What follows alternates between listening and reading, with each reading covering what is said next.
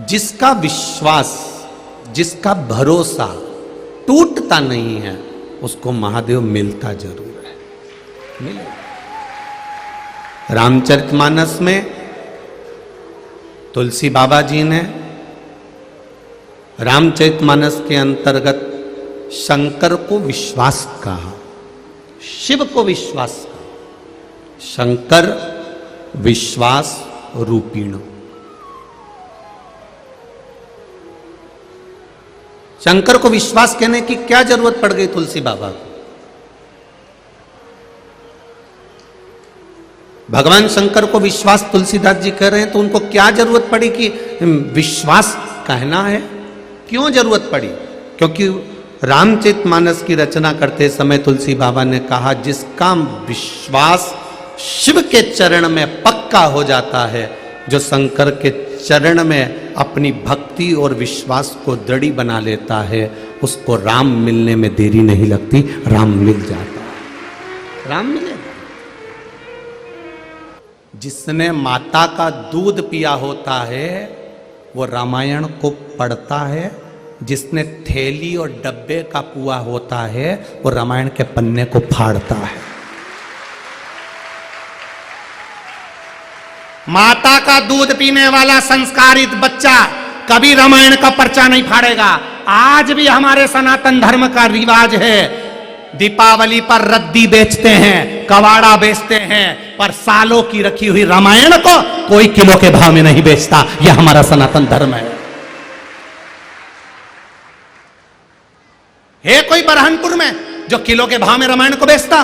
रद्दी बेच देंगे, कवाड़ा बेच देंगे, अपने बच्चों की किताबें बेच देंगे, पर सालों से रखी हुई कपड़े में बंधी हुई उस रामायण को हमारे यहां आज भी कबाड़े में किलो के भाव में नहीं बेचा जाता, क्योंकि उसमें मेरा राम बसता है, उसमें हनुमान बसता है, उसमें शिव बसता है।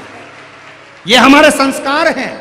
अगर माता का दूध पिए होते तो उस रामायण में राम नजर आते, पर उनको राम नहीं दिखे, नहीं दिखे, क्योंकि डब्बे और थैली का जो दूध पी लेते हैं उनको थोड़ा सा तो यही होता है, देसी गाय का दूध और जर्सी का दूध, अंतर है दोनों। उसको समझिए, अपनी जिंदगी में उतारो। रामायण फाड़ने का विषय नहीं, रामायण पढ़ने का विषय है। उसकी एक एक चौपाई हमारे जीवन को संवारने का विषय है, उसका एक एक शब्द हमारे जीवन को उतारने का विषय है, हमारे जीवन में उतारने का विषय। महाराज क्यों भटके हम? ये मौका मिला। एक राजा ने कहा, कब्र के अंदर मरने के बाद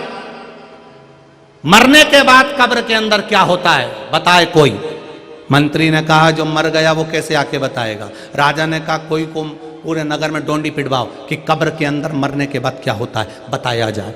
नगर में डोंडी पिटवाई, 1000 सोने की मुद्राएं दी जाएगी, जो कब्र के अंदर जाकर बताएगा कि मरने के बाद होता क्या है। किसी ने भी मरने को तैयार नहीं हुए, तब एक लालची व्यक्ति, लोभी व्यक्ति मरने को तैयार हो गया। उसने कहा, मैं जाऊंगा कब्र के अंदर जिंदा, फिर आके बताऊंगा। लोगों ने कहा, जब अंदर चले जाएगा मिट्टी जल जाएगी तो मरीज जाएगा, कहां से बताएगा? फिर कहां से बताएगा? उसने कहा, नहीं मैं बताऊंगा। 1000 सोने की मुद्राएं। खुश हो गया। उसने कहा, पहले 500 सोने की मुद्रा मुझे पहले दी जाए, फिर बाद में 500 देना। राजा ने कहा, दे दो 500 मुद्रा। 500 मुद्रा दे दी। मुद्रा लेकर जा रहा था, एक भिखारी आ गया, भिक्षक मांगने वाला। भैया कुछ दे दो, भैया कुछ दे दो, भैया कुछ दे दो। अच्छे कपड़े दिख रहे थे, सोना दिख रहा था, 500 मुद्राएं दिख रही थी। भिखारी ने मांगा, कुछ दे दो। इसको गुस्सा आ गया, कैसा मूर्ख है, पीछा पकड़ लिया, छोड़ता ही नहीं है।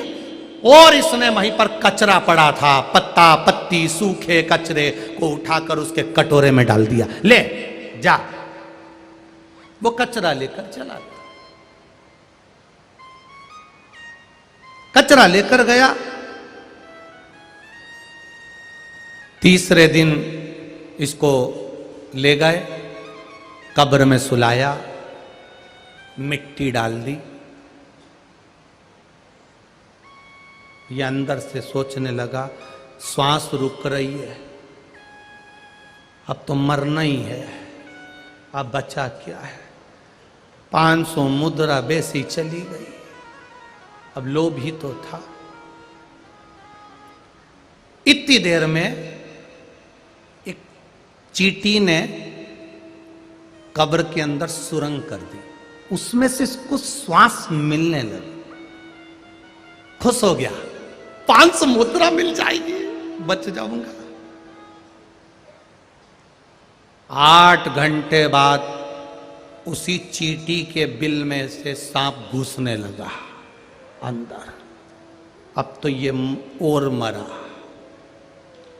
ऊपर दिख रहा सांप आ रहा, मरा, डसेगा, अंदर आके बैठ जाएगा, घबराने लगा। फिर क्या देखा इसने, सांप अंदर आ रहा है, थोड़ा सा कचरा सांप के आगे आ गया, वो आगे नहीं बढ़ने दे रहा। सांप फिर बढ़ा, कचरा अड़ रहा है, सांप फिर बढ़ा, कचरा अड़ रहा है। 3 दिन निकल गए, इसको बाहर निकाला।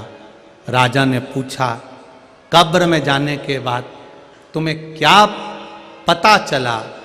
उस लोभी व्यक्ति ने कहा, कब्र में जाने के बाद एक ही चीज पता चली, जो जीते जी अपन ने दान दिया था वो अंत समय में काम आ जाता है।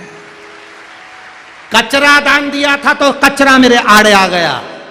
तुम जो दान दोगे वो तुमको प्राप्त होगा। एक गिलास पानी ये आए हुए शिव भक्तों को पिलाया है तो मरते समय गंगा मैया तुम्हारे मुख में आकर बैठ जाए। एक अन्न का दाना इन आए हुए शिव भक्तों को खिलाया है तो वो अन्न का दाना तुम्हारे मुख में तुलसी का दल बनकर बैठ जाएगा। ये साधारण नहीं है, सारे दान पुण्य तुम्हारे मरते समय समाप्त हो जाएंगे, पर शंकर का किया गया दान पुण्य भजन संकीर्तन कभी समाप्त नहीं होता। शिव जैसे अमर हैं, शंकर के भक्त को खिलाया गया अन्न, शिव भक्त को पिलाया गया पानी, ये अमर हो जाता है, ये कभी समाप्त नहीं हो सकता, अटल है, ये रहेगा। अब कई लोग कहते गुरुजी हम शिव पुराण सुन लिए, याद तो रहेगी नहीं, फिर भी भगवान हमको तार देगा, हम जब मरेंगे तब। क्यों नहीं? 15 दिन पहले खाया हुआ तुमको याद है क्या कि 15 दिन पहले 18 तारीख को शाम को 4 बजे तुमने क्या खाया था? किसी को याद नहीं है, पर वो खाया हुआ शरीर में गया, रक्त बना, रक्त बनकर शरीर में चला, आज तक चल रहा है। 1 महीने पहले खाया हुआ आज तक शरीर में रक्त बनकर चल रहा है, शरीर को चला रहा है। उसी तरह जिंदगी में अगर एक बार भी शिव पुराण की कथा सुन ली तो वो अंतिम समय तक चला देता है, अंतिम समय तक चला।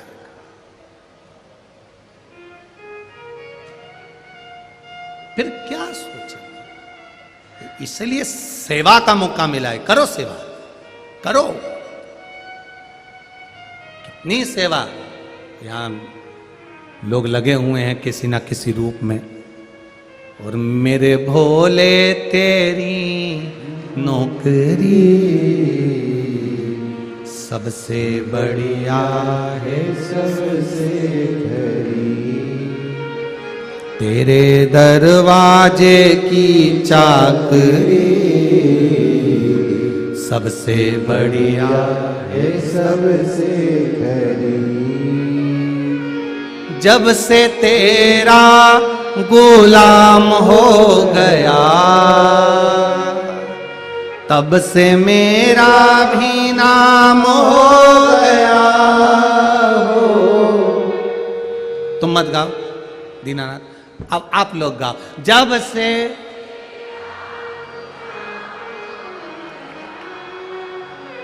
तब से मेरा भी वरना औकात क्या थी मेरी,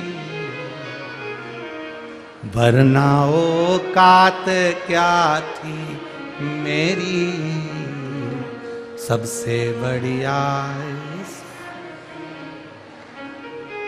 भोले बाबा तेरी तेरी सबसे बढ़िया।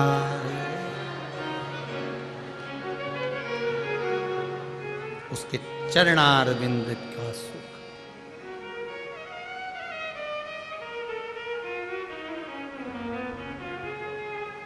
बस उसके चरणों का जो सुख है वो कहीं नहीं मिल सकता, वो अटल। गुरु द्रोणाचार्य ने द्रुपद से अब बोला कि राजा द्रुपद ने सिंहासन पर बैठकर पूछा, क्या चाहिए तुमको, बोलो। एक बार भी गले नहीं लगाया, आदर के वचन नहीं बोले, सत्कार के वचन नहीं बोले, सम्मान के वचन नहीं बोले, और डायरेक्ट कहा तुमको क्या चाहिए। कोई जरूरी नहीं है कि दरवाजे पर आने वाला प्रत्येक साधु, प्रत्येक संत, प्रत्येक सन्यासी, प्रत्येक ब्राह्मण तुमसे मांगने के लिए ही आया है, जरूरी नहीं है। संत, साधु, ब्राह्मण, सन्यासी, तपस्वी, साधक, उपासक, ये जरूरी नहीं कि तुम्हारे दरवाजे पर मांगने आएंगे। कभी कभी शिव कृपा होती है, संत, साधु, सन्यासी, ब्राह्मण, तपस्वी ये मांगने नहीं, तुम्हारा घर का काल हरने के लिए, रोग हरने के लिए, दुख हरने के लिए भी इनके चरण पड़ जाते हैं और ये रोग हर के चले जाते हैं। 3 को दिया गया कभी खाली नहीं जाता। एक ब्राह्मण संत गुरु को दिया हुआ, दूसरा बहन बेटी को दिया हुआ, तीसरा गौ माता को दिया हुआ, ये कभी खाली नहीं जाए। किसी गाय को 1 रोटी दी है उसका फल मिलेगा, संत ब्राह्मण गुरुजन को 1 गिलास पानी भी पिलाया है तो उसका फल मिलेगा।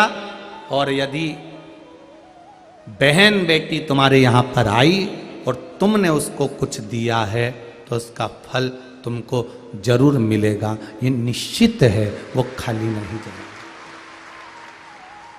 पर निवेदन है, थोड़ा निवेदन है कि जब बहन बेटी आपके दरवाजे पर आए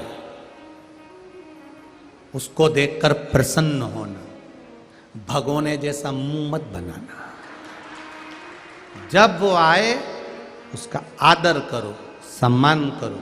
संत ब्राह्मण आए, भगोने जैसा मुंह मत बनाओ। गाय आ जाए, 1 रोटी दे दी, फिर गाय आके खड़ी हो गई, तुमने कहा अब भी तो दी थी, डंडा उठा के भगा दे, भगा दे।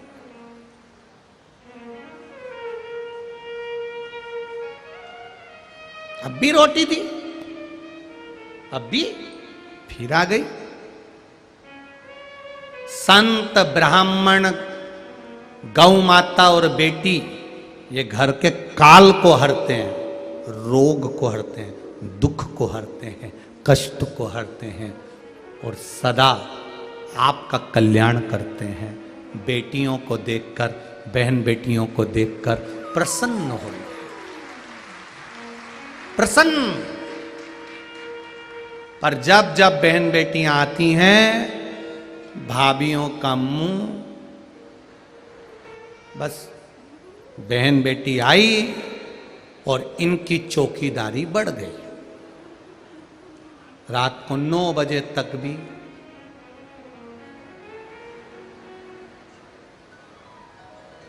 दिन भर सुनेंगी, रात को फिर बाजू में जो भेरू है सिंदूर चढ़ा हुआ उससे कहें देख लो तुम्हारी बहन आई थी, वही के गई है, मैं तो जा रही हूं।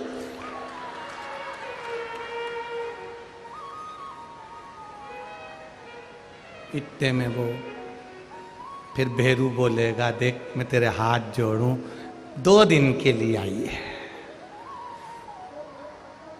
2 दिन के लिए आई है, तू चुप रहे। छोरा छोरी को समझा दिया, ध्यान रखना, छोरा छोरी जब से बुआ आई तब से दादी के कमरे में ही है। दादी ने कहा चल जा पढ़ने बैठ, नहीं बैठूंगा। चल जा पढ़, नहीं पढ़ना। बुलाऊं तेरी मम्मी को? बुला लो।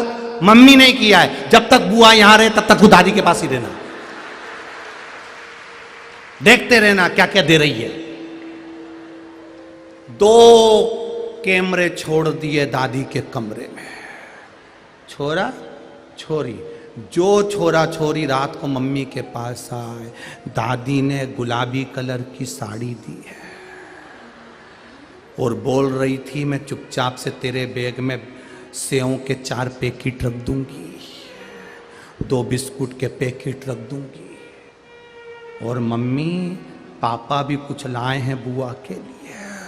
अब तो जगदम्बा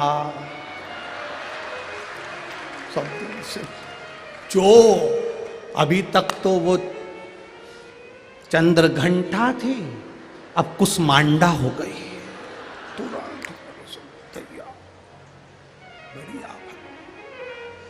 घटता नहीं है बहन बेटी को देने से, खूब दो, प्रेम से दो। गौ माता को रोटी देने में नहीं घटेगा, संत ब्राह्मण आदर करने में नहीं घटेगा। करो चाहिए।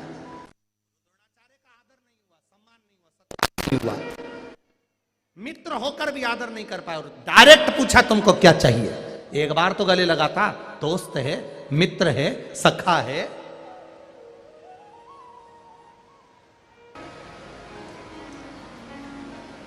कितना दृढ़ी था रावण,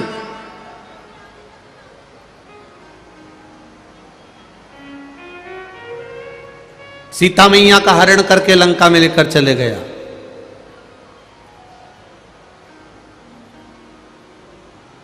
और अपने भाई की बेटी त्रिजटा को उसकी सेवा में लगा दिया।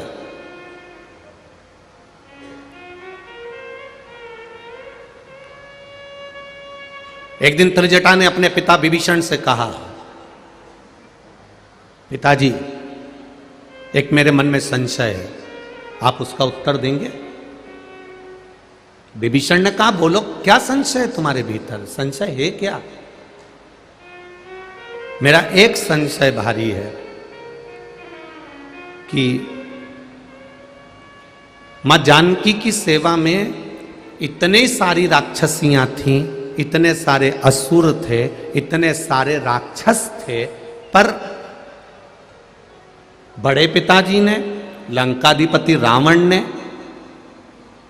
अपने भाई विभीषण की ही बेटी त्रिजटा को सेवा में क्यों लगाया? उसका कारण क्या है? विभीषण ने कहा अपनी बेटी त्रिजटा से, त्रिजटा ये लंका अधिपति रावण ने तुझे जानकी जी की सेवा में नहीं लगाया। तू जो रोज प्रतिदिन मिट्टी से खेलती थी और गमले की मिट्टी को, वृक्ष की मिट्टी को, पेड़ पौधे की मिट्टी को तो इकट्ठा करके लाती थी और अपनी माँ के सामने बैठकर, अपनी माँ शर्मा के सामने बैठकर तू शिवलिंग का निर्माण करती थी।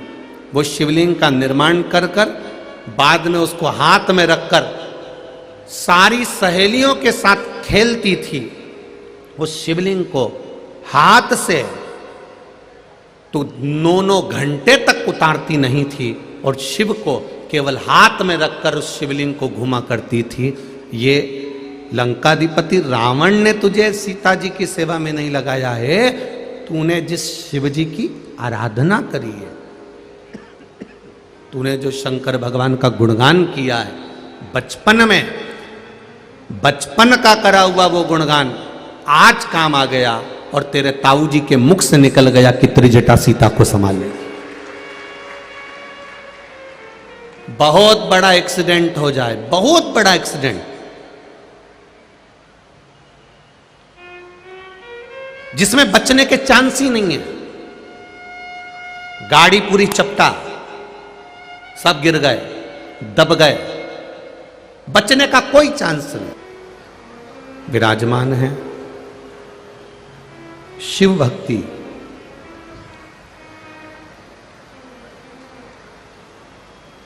करने का ये मौका मिला है।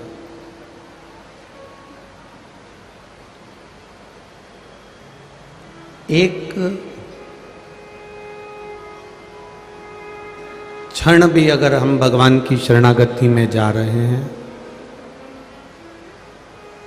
एक क्षण भी यदि हम परमात्मा का गुणगान कर रहे हैं,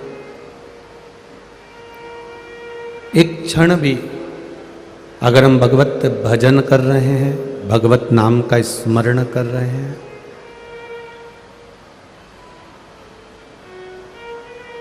दुनिया आपके भजन से प्रसन्न हो ना हो, दुनिया आपकी भक्ति से प्रसन्न हो ना हो, उससे कोई मतलब नहीं होना चाहिए। सबसे मूल है आपका भजन, आपकी भक्ति, आपका स्मरण, आपका मंत्र जाप, आपका चढ़ाया गया एक लोटा जल या एक बेलपत्र दुनिया के मतलब के लिए नहीं, परमात्मा की प्राप्ति का केंद्र बिंदु होना चाहिए कि वो मिल जाए बस।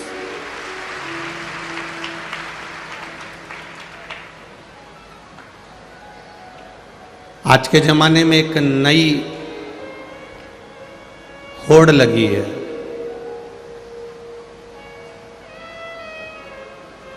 कि कौन ज्यादा व्रत करता है, कौन ज्यादा उपास करता है, कौन ज्यादा साधना करता है, कौन व्रत धारण करता है, कौन नियम धारण करता है, कौन कितनी देर माला पकड़कर बैठता है, कौन कितनी देर भगवान की सेवा करता है, कौन कितनी देर भगवत भजन करता है, कौन कितनी देर भजन कर रहा है, स्मरण कर रहा है। आप उस होड़ में, आप उस कंपटीशन में शामिल नहीं होना।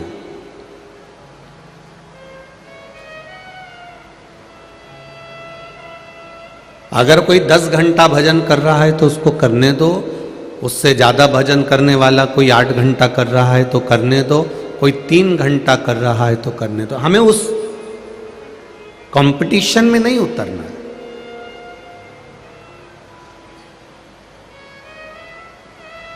कोई 2 लोटा जल चढ़ा रहा है उसको चढ़ाने दो, कोई 3 लोटा चढ़ाए उसको चढ़ाने दो।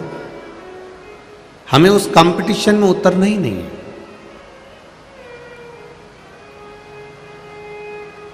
हमें तो किसी कंपटीशन की जरूरत नहीं है, हमें तो केवल एक बूंद भी जल चढ़ाएं तो श्रद्धा से, विश्वास से और भरोसे से चढ़ा। एक चावल का दाना भी शिव शंकर को चढ़ावे, महादेव को चढ़ावे तो विश्वास, श्रद्धा और भरोसे से चढ़ावे।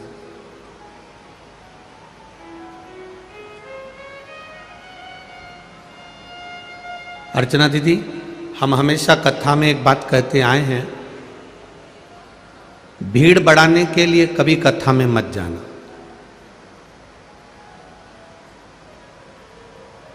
भीड़ बढ़ाने कथा में मत जाओ।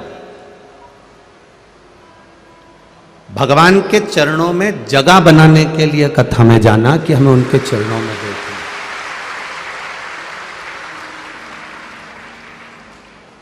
नहीं तो आस्था चैनल पर भी कथा आ रही है, फेसबुक यूट्यूब पर भी चल रही है, आप अपने घर पर भी सुन सकते।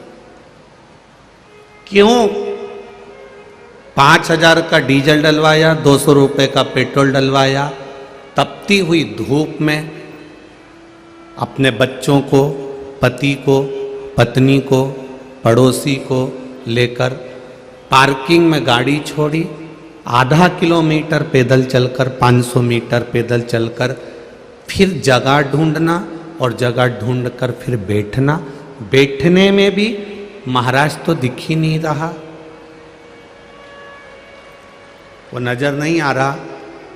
बैठने में भी जगह ढूंढना, बैठना और फिर कथा सुनकर अपने घर जाना, घर जाकर फिर दूसरे दिन की अपने बच्चों की पढ़ाई की, विद्या की, इसकी उसकी तैयारी करना।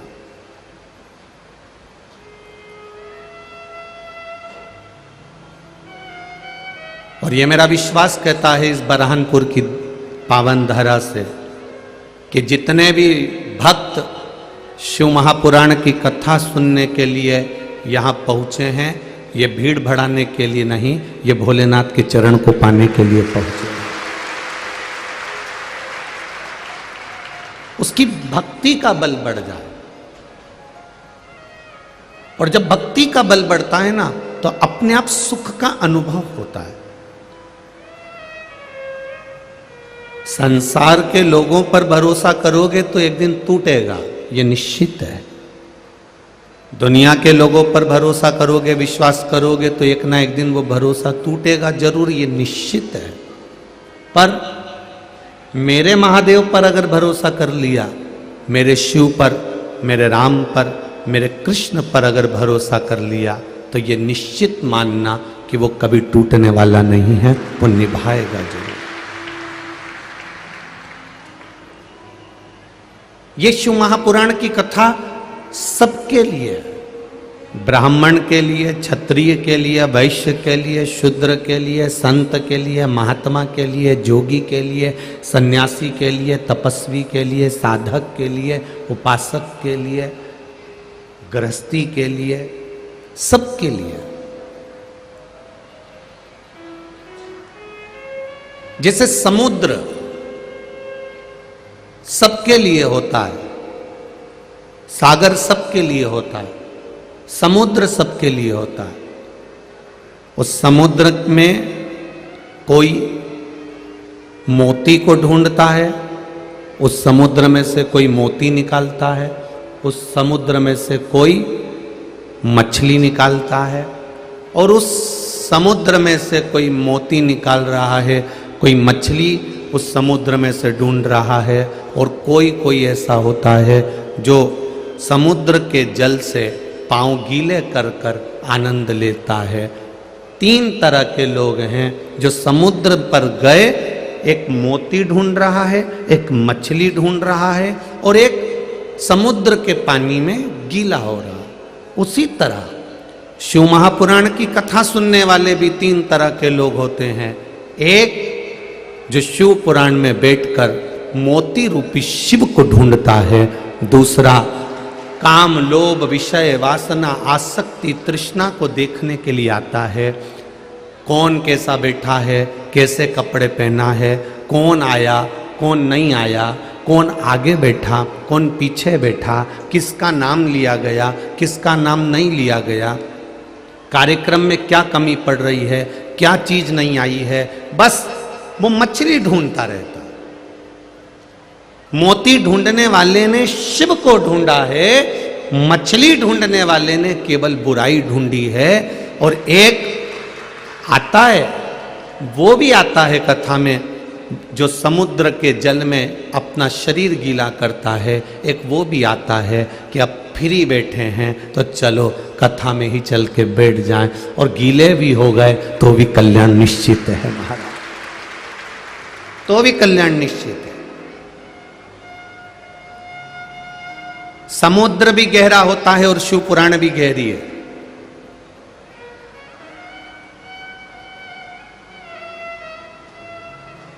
समुद्र भी गहरा है और शिव महापुराण भी गहरी है।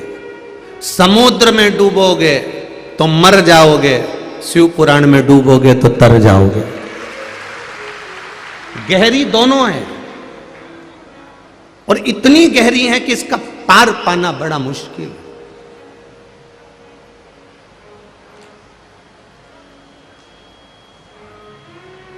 आज अर्चना दीदी चिटनी जी कह रही थी, गुरुजी हम रामकृष्ण की भक्ति में लगे रहे हैं, भगवान का भजन करते रहे हैं, पर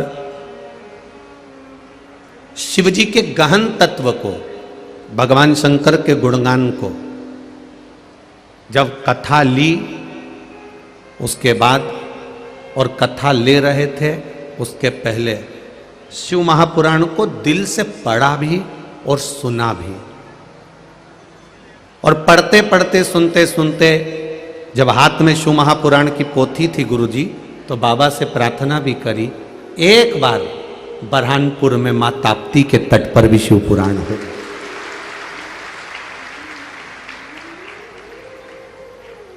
और केवल अर्चना दीदी की प्रार्थना, अकेली की प्रार्थना सफल नहीं हुई है।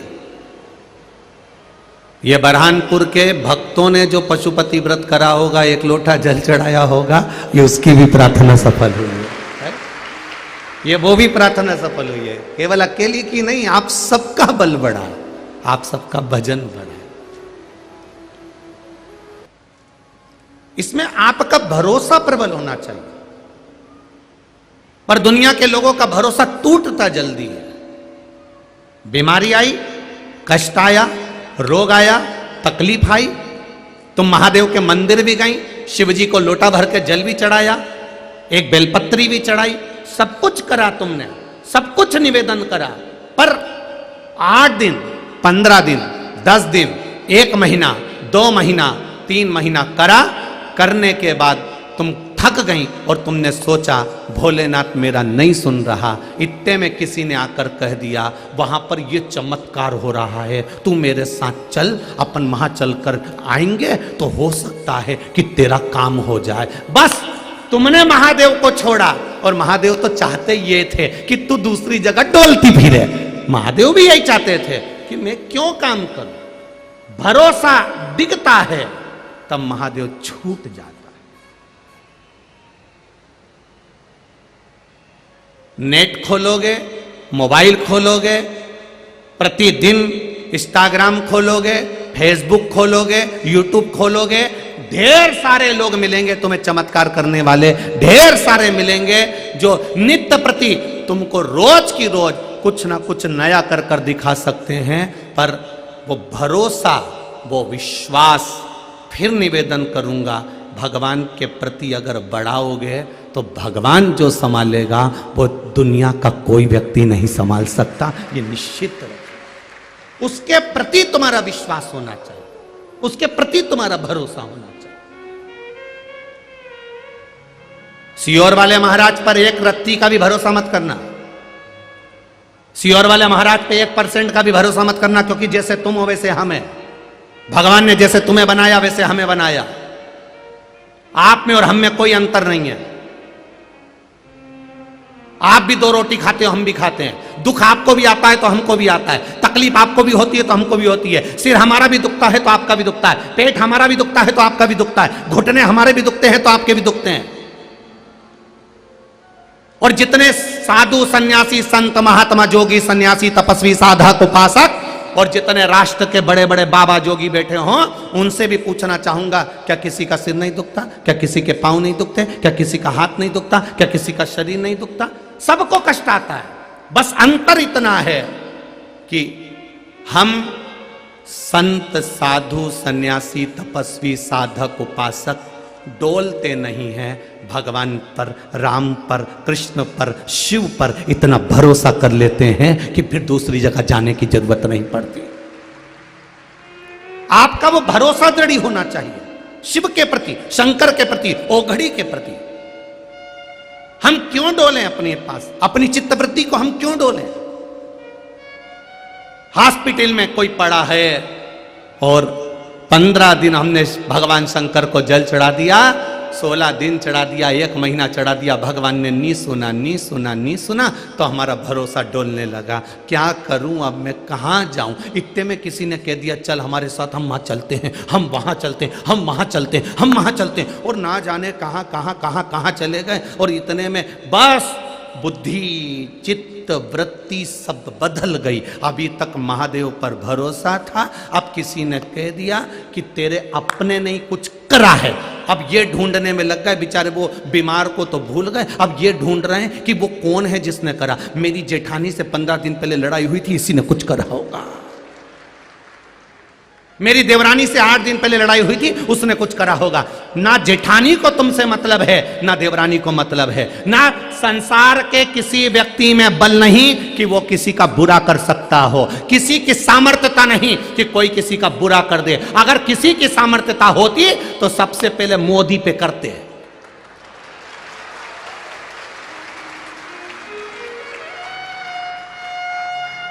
अगर किसी तंत्र मंत्र विद्या साधना में बल होता तो ना जाने इतने अटैची देने वाले बैठे हैं। सबसे पहले मोदी, योगी, फिर अंबानी, इन पे करते। परंतु एक ही बल भारी है, उसको भी मालूम था कि मुझे कहाँ जाना है, इसलिए उसके गुरु ने कह दिया था चुनाव लड़ना है और अच्छी गादी पर बैठना है तो काशी से शुरुआत करना और केदार तक चले जाना।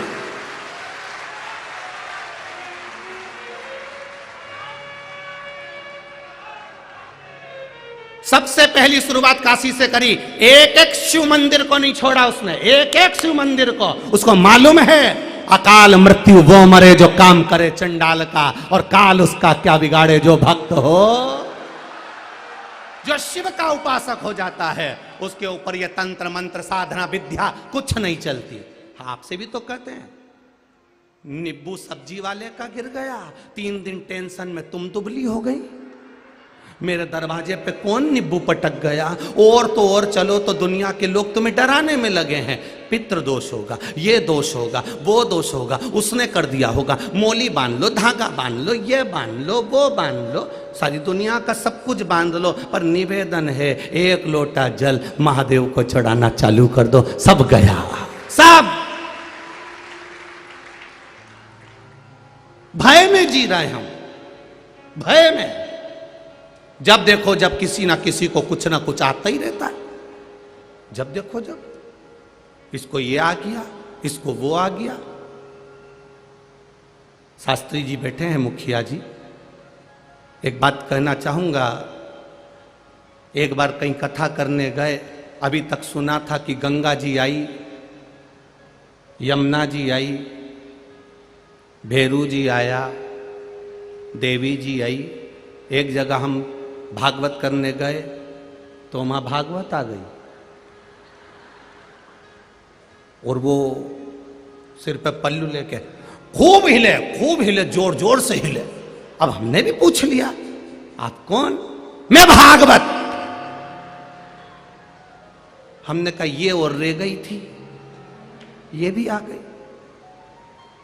तो अब हमने भी कह दिया अब तुम आ गई हो तो हम नीचे उतर जाते हैं।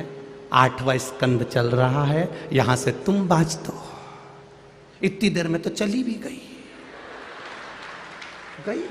वापिस समाप्त। अब आई गई हो तो बाँच दो, तुम ही बाँच दो, उसमें क्या दिक्कत।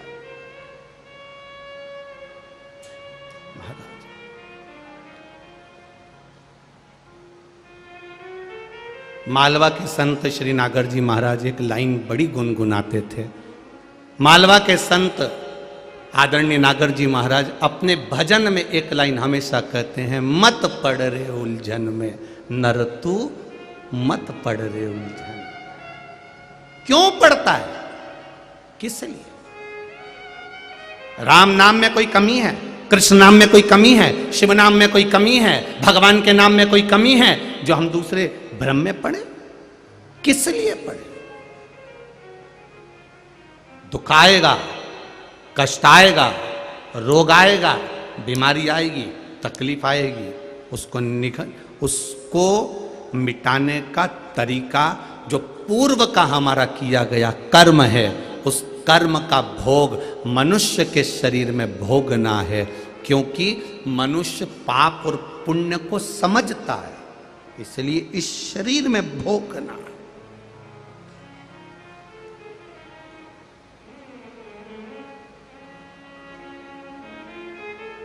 भोगना पड़ेगा।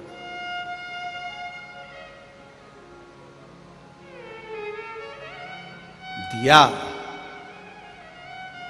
परमात्मा ने सबको दिया और सबको देने के बाद भी हम परमात्मा का गुणगान नहीं करें, भगवान ने दिया और भगवान का ही हम गुणगान ना करें, उसको साधुवाद ना दें, उसको धन्यवाद ना दें, तो अगला जन्म तैयार रखना। 84 लाख योनियों में 36वें नंबर का जन्म है, माथे के जुए का जन्म। कोई भी निकालेगा, निपटा दे, कोई भी।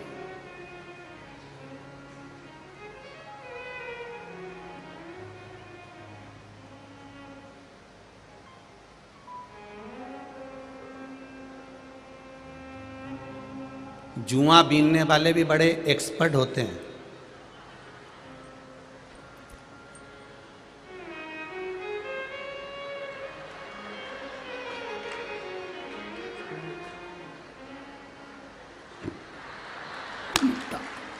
ऐसे मारते जैसे चौका लगा। बस तैयारी रखो।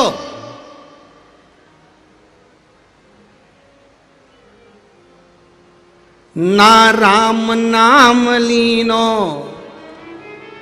अरे तूने भरी जवानी में, तू डूब के मर जा रे चुल्लू भर पानी में। बस मृत्यु लोक में जन्म लेने के बाद मां के गर्भ में पड़े थे, दोनों मुष्टिकाएं बंद थी, अंदर गर्भ में प्रतिज्ञा करी गई, मुझे गर्भ से बाहर निकाल दो, मैं भजन करूंगा, भजन करूंगा, भजन करूंगा। जैसे ही निकला, मैं तो भोजन करूंगा, भोजन करूंगा, भोजन करूंगा।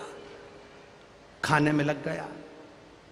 केवल रोटी खाता तो चल जाता, लोगों का धन भी खा गया, प्लाट भी खा गया, जमीन खा गया,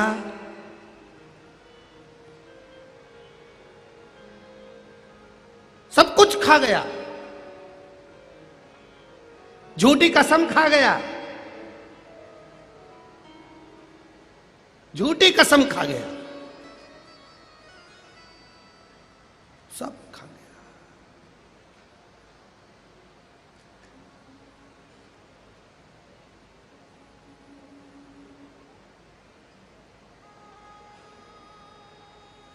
सब खाया, ब्याज का पैसा भी खा गया। बस हम प्याज नहीं खाते, दुनिया का सब खा गया, बस यही नहीं खाया। 4 लोगों में बैठकर कहा, हम ये नहीं खाएंगे, हम वो नहीं। तो तूने किसी का धन तो नहीं खाया, किसी की निंदा तो नहीं करी, किसी के साथ छल तो नहीं कर। शिव महापुराण बड़ी विपरीत पुराण है, इस शिव पुराण को समझना जरूरी है। शंकर भगवान की कथा कहती है, मेरी आराधना करने वाला, मेरा भजन करने वाला, छल नहीं चाहिए, छल से विहीन हो जाओ, छल के विहीन होइए। 1 रुपया भी अगर दूंगा तो मैं दूंगा, उस 1 रुपये को भी तू अगर आनंद के साथ पाएगा तो ये मेरा विश्वास करता है कि तुझे कहीं जाने की जरूरत नहीं, मेरा कृष्ण राम तेरे पास आएगा। कहां जाना है तुझको? कहीं नहीं जाना, मेरा राम, मेरा कृष्ण, मेरा शिव भगवान तुम्हारे पास आएगा। लोग कहते हैं हम भगवान को ढूंढते हैं, कोई पूछे भगवान आपको ढूंढता है, ढूंढते हैं। परमात्मा ढूंढेगा आपको, आपकी भक्ति के बल को बढ़ा लो, बस स्मरण को बढ़ा लो बस।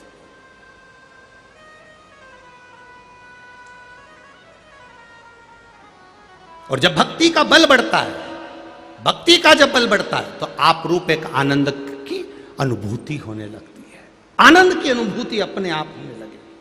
आप बढ़ाओ। हम भक्ति का बल नहीं बढ़ा पा रहे, हम विश्वास नहीं बढ़ा पा रहे, हम दृढ़ता नहीं बढ़ा पा रहे। और यहां शिव महापुराण की कथा, श्रीमद् भागवत पुराण की कथा, विष्णु पुराण, नर्मदा पुराण, पद्म पुराण, बरहा पुराण, ब्रह्मवेत्ता पुराण, कुर्म पुराण, नारद पुराण, गर्ग संहिता सब कहती है विश्वास प्रबल करिए, भरोसो दृढ़ इन चरणन केरो।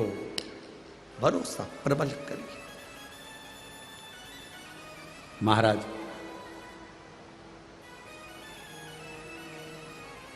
मिट्टी का दिया। कल कल आदरणीय मुखिया जी कल दीप का वर्णन कर रहे थे, बड़ा सुंदर उन्होंने व्याख्यान वर्णन करा। बहुत साधुवाद, बहुत बहुत प्रणाम महाराज जी, बहुत सुंदर वर्णन कर रहे थे। दीप का कल वर्णन कर रहे थे, जब मिलना हुआ तो दीप का वर्णन कर रहे थे। दीप और प्रदीप और उसमें प्र का उपसर्ग सब उसका वर्णन करते उन्होंने सुनाया, बड़ा सुंदर भाव वर्णन। मिट्टी का दिया रात भर अंधेरे से लड़ता है। मिट्टी का दिया रात भर अंधेरे से लड़ता है। और इंसान ये भी तो शिव का दिया है, फिर संसार से क्यों डर जाता है? क्यों डरे? जब वो मिट्टी का दिया रात भर अंधेरे से लड़ता है तो हमें परमात्मा ने दिया है। हम भी तो संसार के आगे क्यों डिगे, क्यों डूबे? हम भी तो अग्रणता में रहें, हम भी अग्रणता में रहें।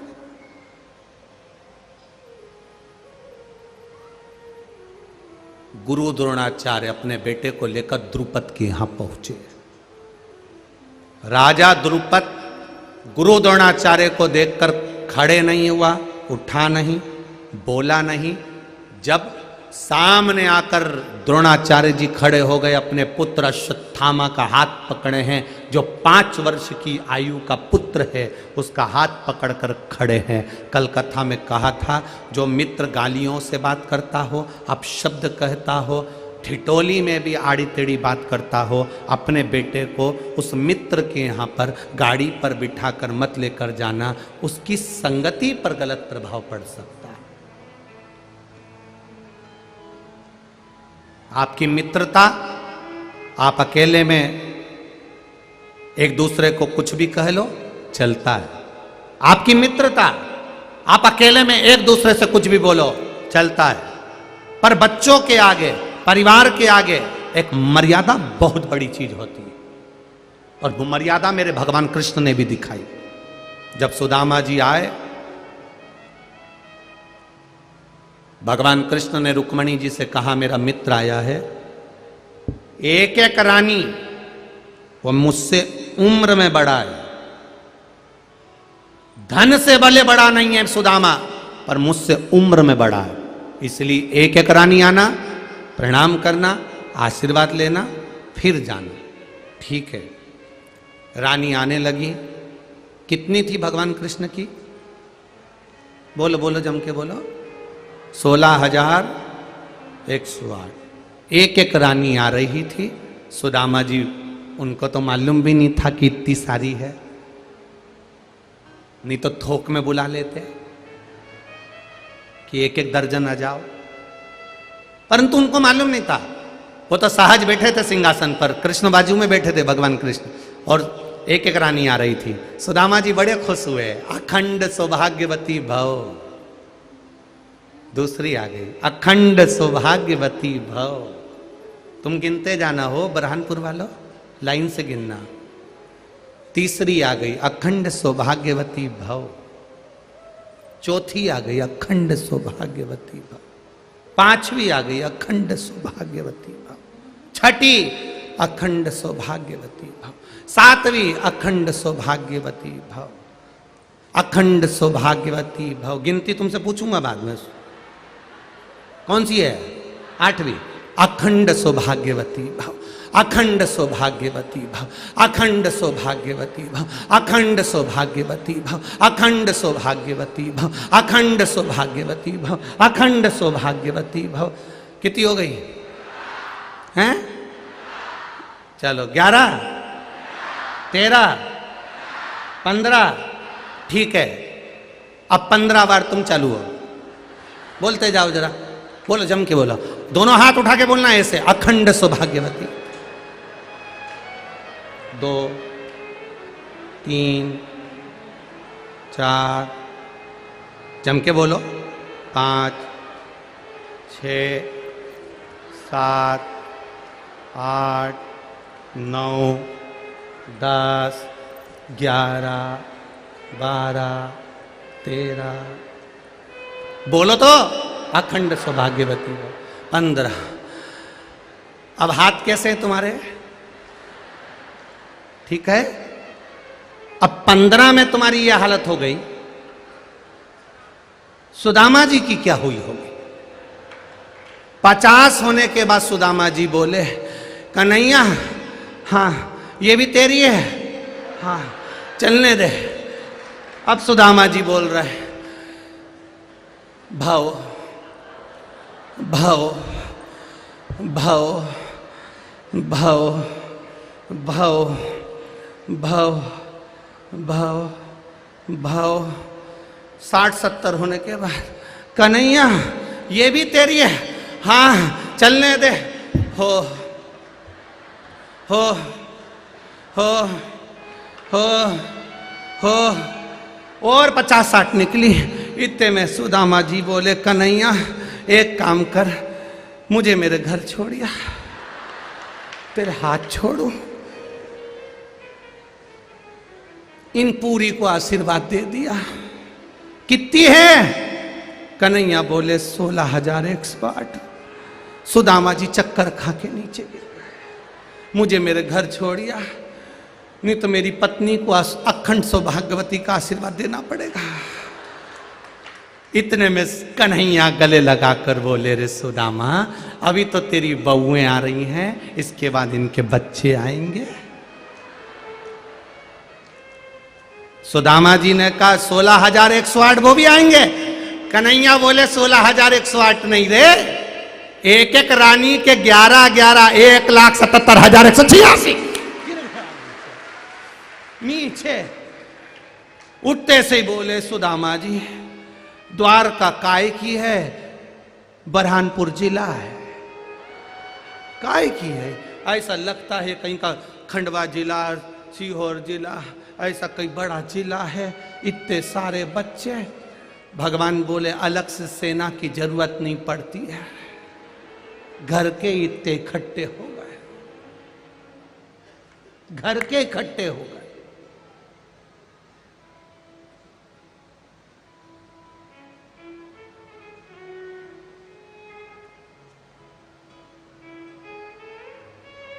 इसलिए एक नया नियम शासन ने लाया है। पहले आर्मी की नौकरी लंबे समय के लिए होती थी, अब कुछ समय के लिए ज्वाइनिंग दी जा रही है। सूचना मिली होगी ना? कारण एक एक को शस्त्र चलाना सिखा दो, एक एक को लड़ना, बॉर्डर पर खड़े रहना सिखा दो, जिससे बच्चा बच्चा राम का और भारत मां के काम का हो जाए।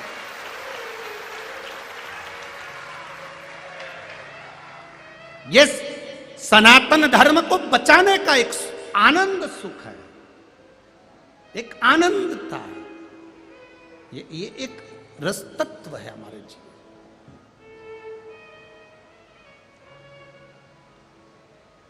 मेरा एक निवेदन संपूर्ण भारत के एक एक व्यक्ति से है, चाहे वो किसी भी एग्जाम में बैठ रहा हो, कंपटीशन एग्जाम में बैठ रहा हो, चाहे वो राजनीति के एग्जाम में बैठ रहा हो, चाहे वो धर्म आदि के एग्जाम में बैठ रहा हो, उनसे निवेदन है अपनी जिंदगी की शुरुआत देवाधिदेव महादेव के दरवाजे से करना, हार नहीं होगी। शिव के द्वार को पकड़ो। जो शंकर का द्वार पकड़ लेता है, शिव की चौखट पकड़ लेता है, वो जीवन में अपने आप सुख पा जाता है।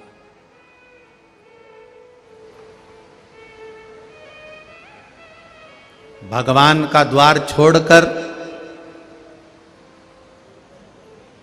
जो गलत राह का द्वार पकड़ लेता है, फिर एक दिन वो 25 रुपए के लोटे में भराकर हरिद्वार चले जाता है। इतना बड़ा लोटा, उसमें थोड़ी सी अस्थियां, हरिद्वार चली जाती।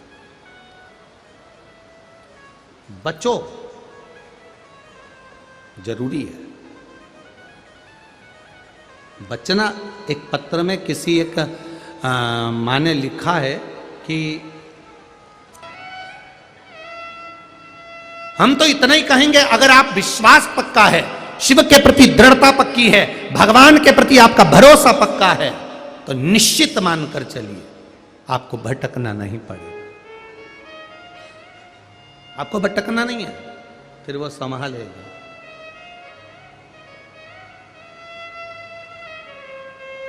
वो संभालेगा। मैंने तेरे ही भरोसे बाबा, तेरे ही भरोसे हवा बिच उड़ती जावांगी, बाबा डोर हटो छड़ेगा मैं कटी जावांगी, भोले मैं तेरी पतंग, शंभो मैं तेरी पतंग, हवा बिच उड़ती जावांगी, बाबा डोर हटो छड़ेगा मैं कटी जावांगी। अपना भरोसा पक्का रखिए, अपना विश्वास पक्का रखिए, और जब दृढ़ता बढ़ जाए, भरोसा प्रबल हो जाए, भरोसा पक्का हो जाए। एक व्यक्ति ने लिखा है अपने पत्र में कि इतने कंपटीशन एग्जाम दिए, इतनी परीक्षा दी कि किसी परीक्षा में पास नहीं हुआ, आखिरी में हार गया, घर बैठ गया, मोबाइल देख रहा था, किसी ने एक क्लिप भेज दी केवल शिव के भजन की, केवल शिव के भजन की, तेरे डमरू की धुन सुन के मैं काशी नगरी। उस क्लिप को सुना, मन में आया ये भजन गा रहे हैं, कथा सुनते हैं, कथा निकाली, सुनना चालू करी, और शिव जी के प्रति विश्वास जाग गया।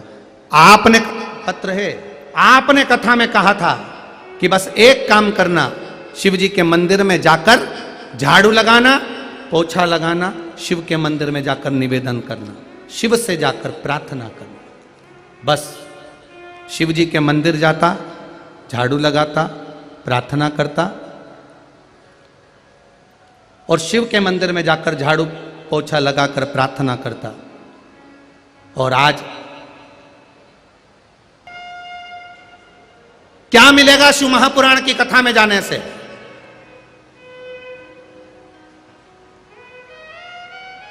आप आओगे, कई लोग कहेंगे इतनी गर्मी, इतनी दूर, इतनी भीड़, क्या मिलेगा जाकर?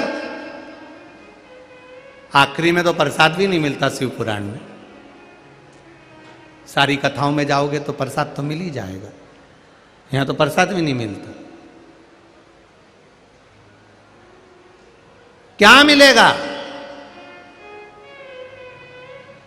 शिव महापुराण में तो प्रसाद भी, क्योंकि यहां शिव पुराण में लिखा, स्पष्ट अक्षर में लिखा कि सबसे ज्यादा नरक में कौन जाता है, तो कहा प्रसाद बांटने वाला जाता है। बहुत टेंशन दे दिया लोगों को पुराण ने कि प्रसाद बांटने वाला नरक में जाता है। हाँ, क्यों? क्या कारण है कि प्रसाद बांटने वाला नरक में जाता है? उसका कारण एक, प्रसाद धर्म की जगह पर बंटता है, प्रसाद कथा भागवत में बंटता है, प्रसाद मंदिर देवालय में बंटता है, प्रसाद सत्कर्म की जगह पर बंटता है, प्रसाद हमेशा अच्छी जगह पर बंटता है, प्रसाद शादी में नहीं बंटता, प्रसाद किटी पार्टी में नहीं बंटता, प्रसाद डिस्को में नहीं बंटता, प्रसाद धर्म की जगह पर बंटता। प्रसाद बांटने वाला नरक क्यों जाएगा? प्रसाद बांटने वाला जब खड़ा होता है, प्रसाद देने खड़ा होता है, जब अपना वाला कोई आता है तो उसका हाथ इतना बड़ा हो जाता है, और पराया आता है तो हाथ छोटा हो जाता है। जो भगवान के चरणों में खड़ा होकर कपट कर जाता है, वो सीधे नरक चले जाता है। इसीलिए शिव पुराण कहती है प्रसाद बांटने वाले को चाहिए, अगर प्रसाद बांटने खड़ा हुआ है उसकी पत्नी भी आए, वो कितनी भी डराए, पत्नी आए और वो कितनी भी डराए, कितनी भी आंख दिखाए, भले पल्लू लेके दिखाए, उसके बाद भी कह देना मैं बाद में घर लिया हुआ पर मैं नरक मत भेज मुझे, ओ जगदम्बा तेरे पाँव पड़ू, तू जा। कितनी पहचान वाली आए, अपने को प्रसाद उतना ही देना है जितना सबको दिया। इसलिए हमारे पुष्टि मार्ग में, हमारे वैष्णव धर्म में, हमारे पुष्टि मार्ग में एक नियम बना दिया कि मंदिर से प्रसाद दिया जाएगा और उसकी रसीद काटी जाएगी कि 10 रुपए का लेना है कि 20 रुपए का लेना है कि 50 रुपए का लेना है। तो क्या होगा कि बराबरी का ये लेन देन का कुछ लफड़ा रहेगा ही नहीं। आपने 10 रुपए जमा करे, एक ठोर मिल गया, आपने 20 रुपए जमा करे, मोहन थाल मिल गया, आपने 50 रुपए जमा करे, आपको ये मिल गया। क्यों? इसमें कोई भेद ना हो जाए, बड़े और छोटे। इसलिए हमारे पुष्टि मार्ग में एक नियम बना दिया गया, एक सम नियम, सबके लिए एक जैसा।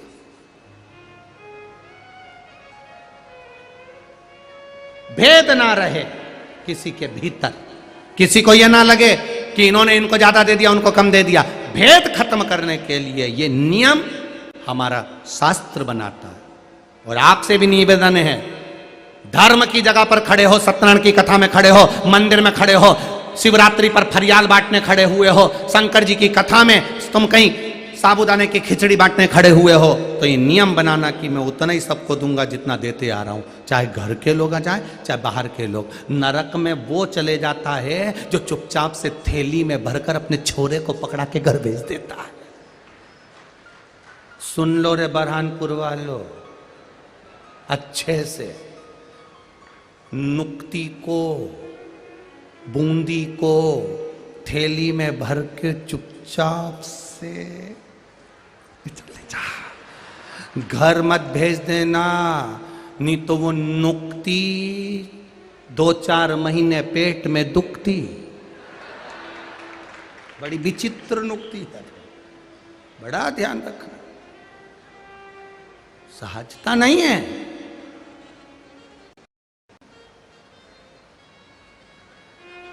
स्मरण करिए भगवान का भजन, विश्वास रखकर करोगे।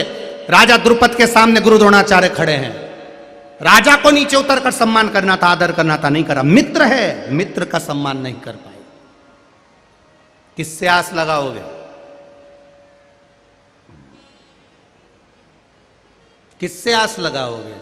सब मतलब के यार हमने देख लिया, झूठा है संसार हमने देख लिया, झूठे नाते झूठे रिश्ते, झूठे नाते झूठे रिश्ते, झूठा है संसार हमने देख लिया, सब मतलब के यार हमने देख लिया। इसलिए भगवान की भक्ति में रमो, भगवान के भजन, उसकी भक्ति।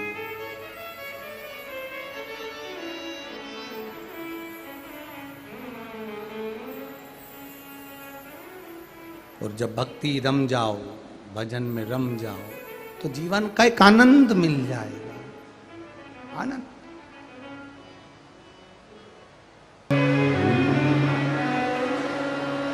श्री शिवाय नमस्तुभ्यं, श्री शिवाय नमस्तुभ्यं, श्री शिवाय नमस्तुभ्यं, श्री शिवाय नमस्तुभ्यं, श्री शिवाय नमस्तुभ्यं, भोला सब दुख काटो ओ भोला, सब दुख काटो शिव शंकर जपो तेरी माला, भोले बाबा जपो तेरी माला, भोला सब दुख काटो मारा, ओ भोला सब दुख काटो मारा। वेश है मंगलकारी, वेश है मंगलकारी, शमशान वासी हमारा,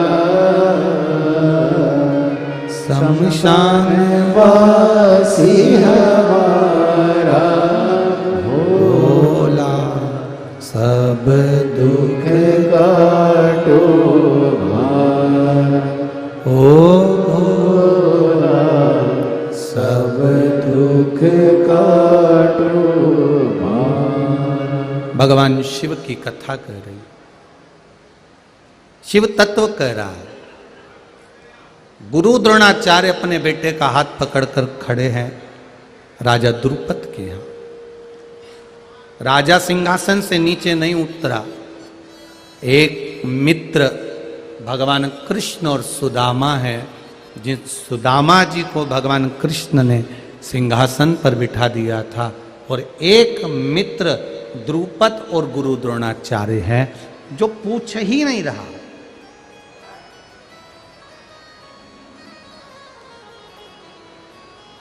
ऐसी मित्रता किस काम की? जिस मित्रता में वैभव दिखाया जाए, धन दिखाया जाए, दौलत दिखाई जाए, सत्ता दिखाई जाए, पर प्रेम ना दिखाया जाए।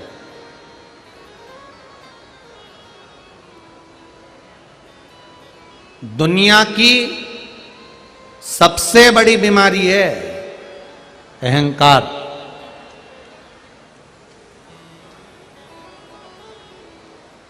ये दुनिया की सबसे बड़ी बीमारी है। अहंकार में तीन गए, धन, वैभव और नाम।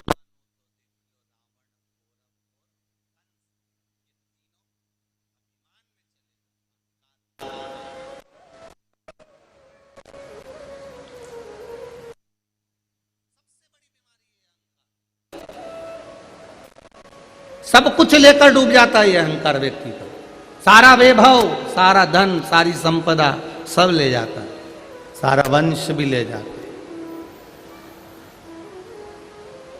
भगवान ने अगर आपको सुंदर बनाया है तो भगवान को धन्यवाद देना कि ये तेरी कृपा से काया मिली है।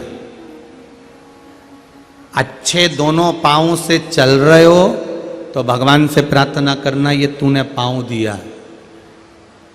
पूरा सोफा सेट तुम्हारा अच्छा है तो भगवान से प्रार्थना करना ये तेरी कृपा। एक भी सोफा सेट का हत्था टूट जाए, हाथ रखने का टूट जाए तो लुढ़क जाते हैं। उसी तरह तूने पूरे की पूरे सही रखे हैं, ये तेरी कृपा। खिड़कियां अच्छी है, भगवान से प्रार्थना करना तेरी कृपा है।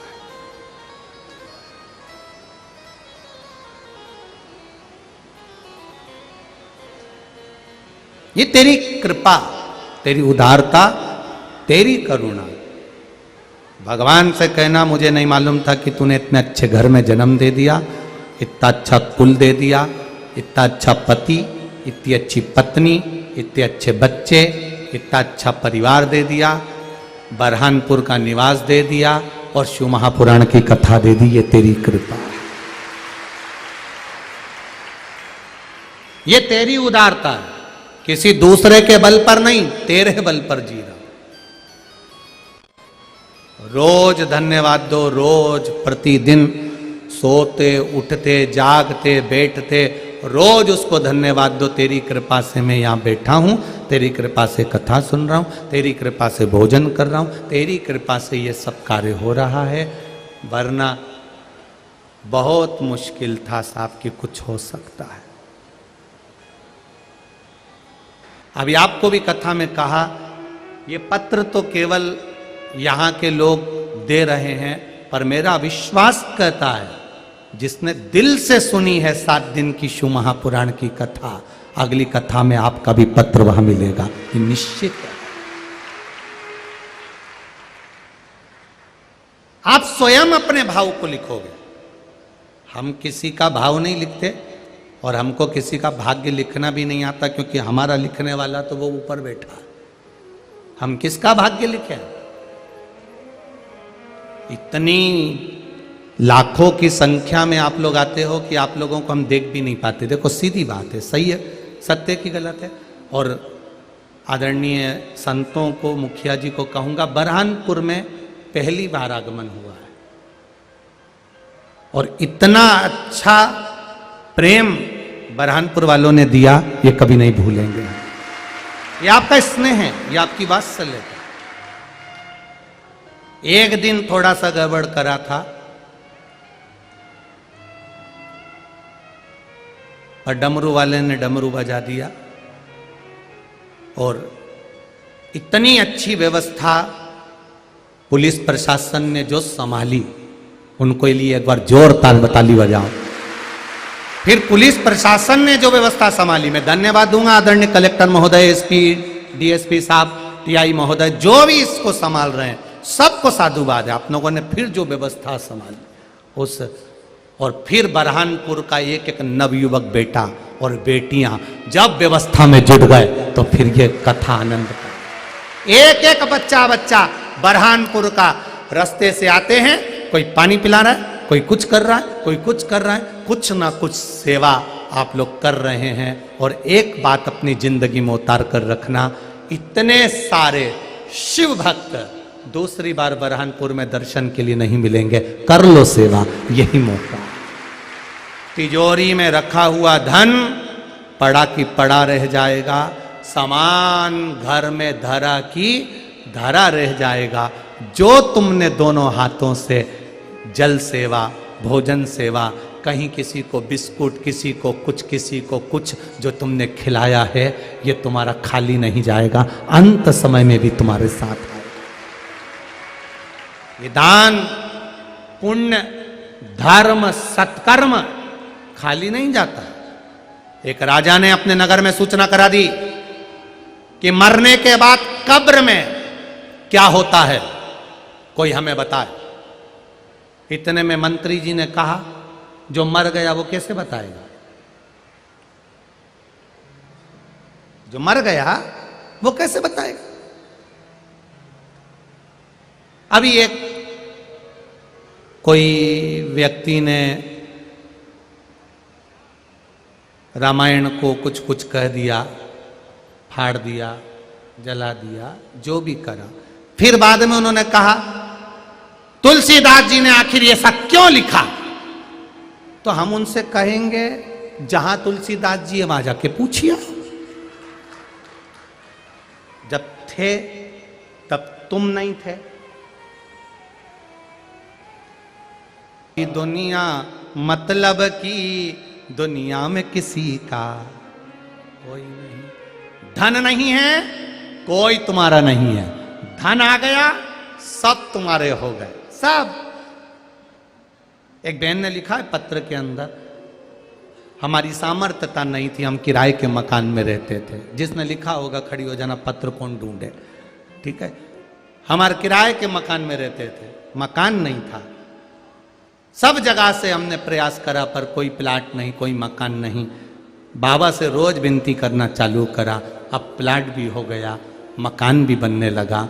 और बाबा की कृपा से जो रिश्तेदार पूछते नहीं थे, अब वो भी हमारे घर में आना चालू हो गए। ये धन है, ये धन। कोई नहीं पूछेगा, जी थोड़ा भी कम हो गया, कौन पूछेगा?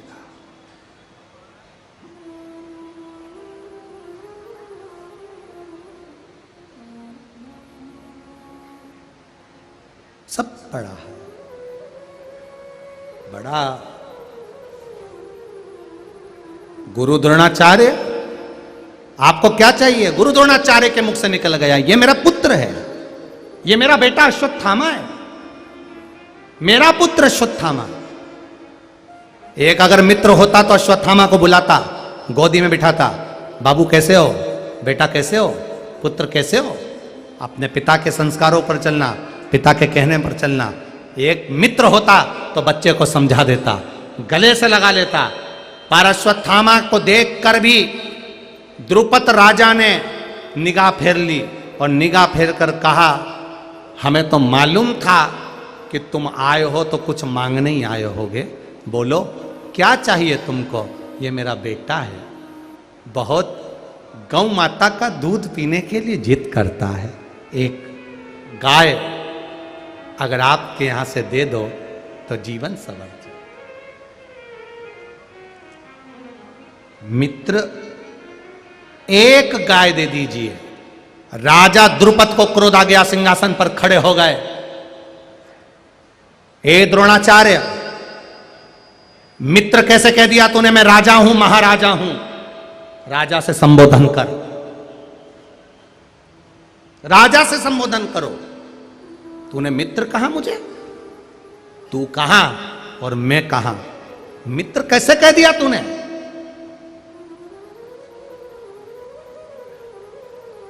जो ताली बजाई तो सैनिक आए, गुरु द्रोणाचार्य के आसपास आके खड़े हो गए। राजा कहो, राजा, राजा कहो।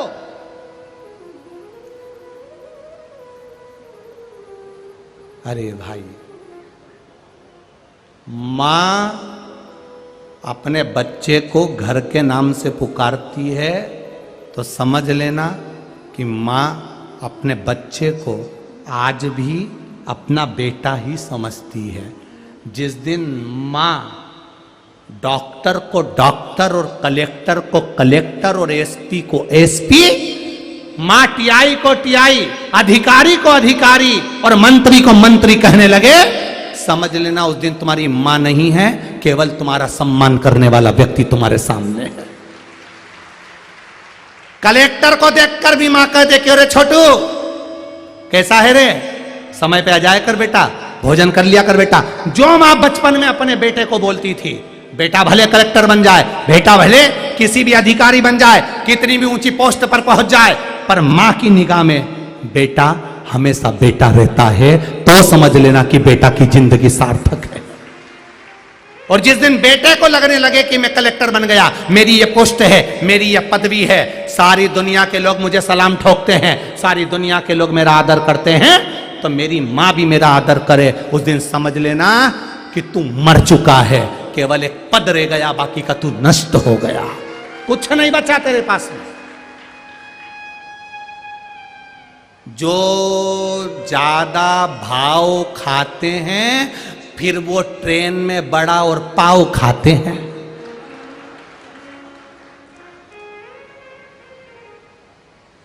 इतना भाव ना खाइएगा। पद मिला, कुर्सी मिली, सत्ता मिली, वैभव मिला, उसका सदुपयोग करिए।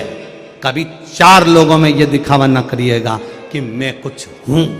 ये अहम, ये पद, ये प्रतिष्ठा, ये वैभव दुनिया में चलेगा, पर अपनी मां के आगे कभी नहीं चलेगा। अपनी मां के आगे पुत्र जैसे बनकर रहिए, बेटे जैसे, बेटे जैसे।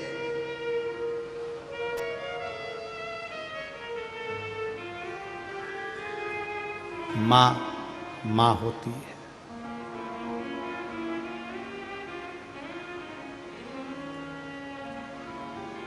पत्नी अपने कमरे में जाकर सो जाएगी, बच्चे सो जाएंगे। रात को बेटा अगर 12 बजे तक भी नहीं आया, सबको नींद आ जाएगी। पत्नी भी एक झपकी तो ले ही लेगी, पर नींद नहीं आती तो बूढ़ी माँ को नहीं आती। मेरा बेटा नहीं आया, मेरा बेटा नहीं आया। बूढ़ी हो गई, बहुएं आ गई, बेटा खुद कह रहा है अब तुम सो जाया करो, वो बैठी है ना, आ गई ना, खाना परोस देगी, दे देगी वो, तुम चिंता मत करो। पत्नी अपने पति का मुंह देखती है। क्या देखती है? जम के बोलो जरा। मुख देखती है। पत्नी, पति आता है तो उसका मुख देखती है। बेटा अपने पिता का बैग, जेब और हाथ देखते हैं, क्या लेकर आया है। केवल एक मां होती है जो बेटे का पेट देखती है, कुछ खाया कि नहीं खाया।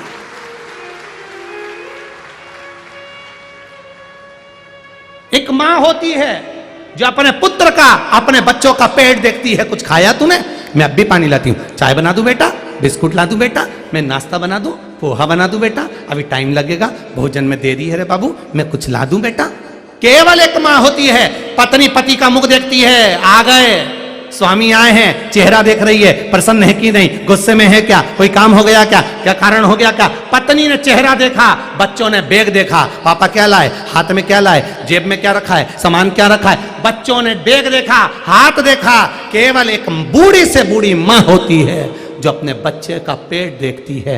बहुत दुबला हो गया छोरा, कुछ खाता क्यों नहीं है, क्यों इतना कमजोर हो रहा है, भूखा होगा बाबू, कुछ लेता क्यों नहीं है, कुछ ले, कुछ पा। इसीलिए कहते हैं मां के दुधवन जैसन कऊ मिठाई ना मिलई। मां के दुधवन जैसन दुनिया में कोई मिठाई ना मिलई। सब कुछ मिल जाता है दुनिया में, पर माई ना मिलई। सब कुछ मिल जाता है दुनिया में, पर माई ना। सब मिलेगा पर मां नहीं मिलेगी। तुम अगर घोड़े का जन्म पाओगे तो तुम्हारी पत्नी घोड़ी बनकर भी जन्म लेगी। तुम स्वान बनकर जन्म लोगे तो तुम्हारी पत्नी स्वानी बनकर जन्म लेगी। तुम मेंढक बनकर जन्म लोगे तो तुम्हारी पत्नी मेंढकी बनकर जन्म लेगी। तुम हंस बनकर जन्म लोगे, तुम्हारी पत्नी हंसनी बनकर जन्म लेगी। पर केवल माता और पिता का जो रिश्ता होता है वो केवल एक जन्म का होता है। उसको निभाना सीख जाओ साहब, वो आखिरी है, फिर नहीं मिलने वाला। केवल माता पिता का रिश्ता एक बार मिलता है, ये दूसरी बार नहीं मिलेगा। ये चंद्रमुखी तो हर बार मिलेगी, करवा चौथ के व्रत से हर जन्म में मिलेगी। पर माई के दुधवन जैसन को मिठाई ना मिलई। सब कुछ मिल जाता है दुनिया में, माई ना। ये नहीं मिलने वाले माता पिता, बड़ी मुश्किल से मिलते हैं। कई बहुओं को बुरा लगेगा हमारी इस बात से, व्हाट्सएप पे कमेंट से भी लिख के भेजेंगे, हमें मालूम है। और लिख के भेजें, ऐसी जगदम्बाओं का नाम हम व्यासपीठ से बोलेंगे, भेजो, टीवी पे भी दिखाएंगे तुम्हारा फोटो, में कौन सा फर्क पड़ रहा। तुम भी माता पिता बनोगे, जो आज बहुएं हैं ये भी माता पिता बनेंगी। और जिस दिन माता पिता बनेंगी उस दिन तुम्हारे लिए भी ये शब्द है कि अपने बच्चों के लिए माता पिता का रिश्ता केवल एक बार होता है, ये रिश्ता दूसरी बार नहीं होता। मां जब अपने बेटा बेटी को जन्म देती है ना, मां अपनी बेटा बेटी को जन्म देती है ना, उस बेटी को जब जन्म देती है, बेटे को जब जन्म देती है, तो मां का दूसरा जन्म होता है। मां अपने प्राण अपने बेटा और बेटी को देती है, तब जाकर बेटा बेटी जीवित होकर आगे चलते हैं। दुनिया की सारी बहुएं एक दिन माँ जरूर बनेंगी, उनके भी गर्भ में संतान होगी, वो भी गोदी में लाला लाली खिलाएंगे। उनसे भी कहूँगा कि ये मौका बच्चों से कहो, संस्कारों से विहीन मत होना। अश्वत्थामा पास में खड़े हैं, पिता का अपमान कैसे देख सकते हैं? सैनिकों ने आसपास खड़े हो गए, मित्र नहीं कहोगे, राजा हूं मैं, पद है मेरा, प्रतिष्ठा है मेरी, इज्जत है मेरी, सम्मान है मेरा। डॉक्टर हो गए अपने घर के, कलेक्टर हो गए अपने घर के, मां की दृष्टि में तो पुत्र हो तुम उसके, मां की दृष्टि में बेटे हो तुम उसके, पिता की दृष्टि में तुम पुत्र हो उसके, हो गए अपनी जगह पर।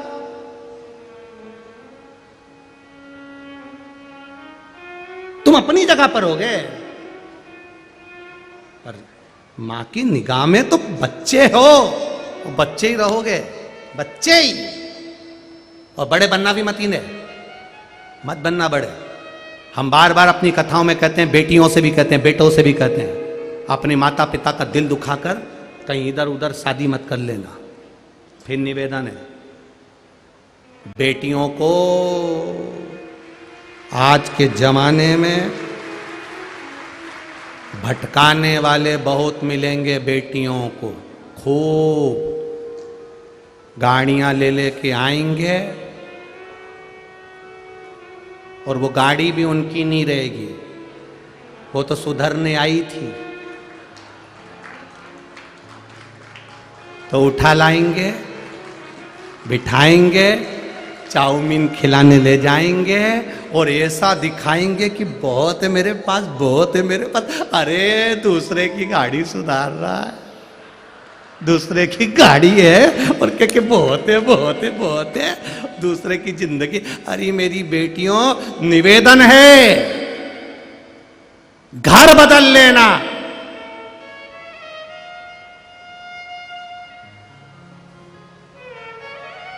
घर बदल लेना, पर अपना धर्म मत बदलना, उसको रखना अपने साथ।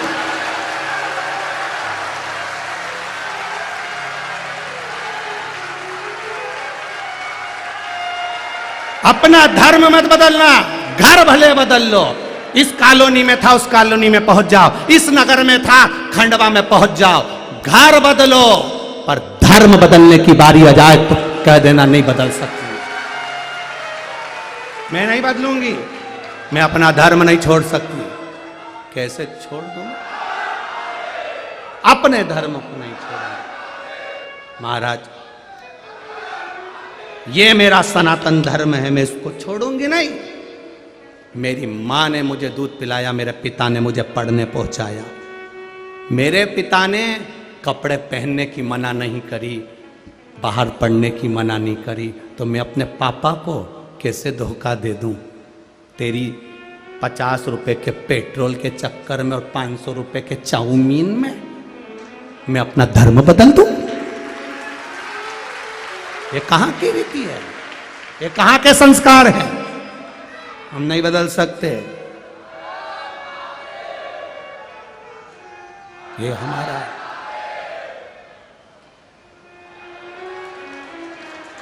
धर्म है।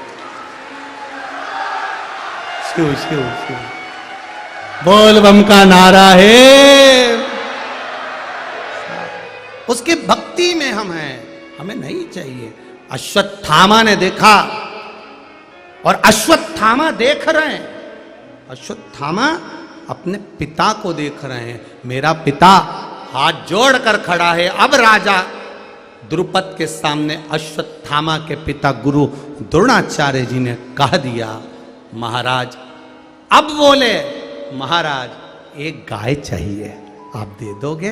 अब बोले, तब राजा ने कहा, तुमने मेरा अपमान करा मित्र कहकर, इसलिए गाय नहीं दी जाएगी। द्रुपद राजा के यहाँ से अपमानित होकर द्रोणाचार्य चल देते हैं। कल की कथा में सुनेंगे कि वो चलकर कहाँ जाते हैं।